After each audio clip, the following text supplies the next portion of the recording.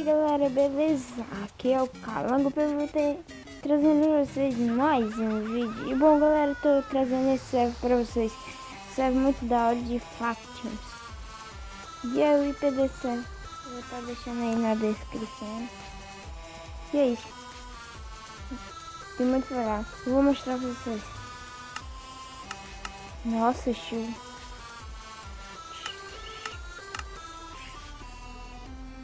Deixa eu baixar o Minecraft, mano, aqui. Nossa. A chuva tá chata aqui, ó, velho. Ó, aqui onde tem esse bloco de esmeralda é a Faction. Isso aqui eu não sei o que é, né? Mas aqui é o shopping. Deixa eu entrar aqui, galera, pra vocês verem.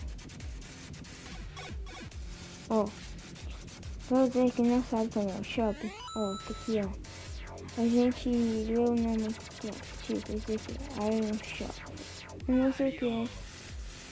E aqui, ó, tem Diamond, acho. Isso aqui é um machado de diamante, velho. Opa. Não. E você que não sabe como é que vende, é só vir aqui, ó. Tipo, 4 trigo é R$1000. E um pack de trigo é 16.000. Eu pensava que era 10.000, mas de um é 250. E aqui tem mais coisas. E é isso. Deixa eu dar pra voltar da barra home.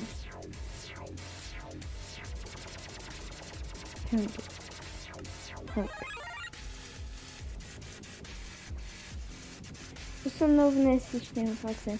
Ó, e aqui nesses blocos de madeira que é o Nether. Sou novo nessa facção. Me adiciona. Eu vou trazer episódios aí de Factions, né, galera? E aí, se você gostou, se inscreve no canal. Se você... mais uma coisa. Mostra aqui. Nossa, eu nasci aqui já, na base. Nossa. Essa base aqui foi destruída totalmente já. Deixa eu ver aqui. Será que tem baú escondido? Nossa, mano, se tiver. Aqui tem até plantação já. Nossa, mano. Os caras são muito burros. Oh, não. Achei o deserto. Um deserto. Bora ver. E é isso, galera. Se você gostou, se inscreve no canal. Se você não gostou, não se inscreve. E é isso. Deixa o seu like. A meta é 10 likes. E é isso. Valeu, falou e fui.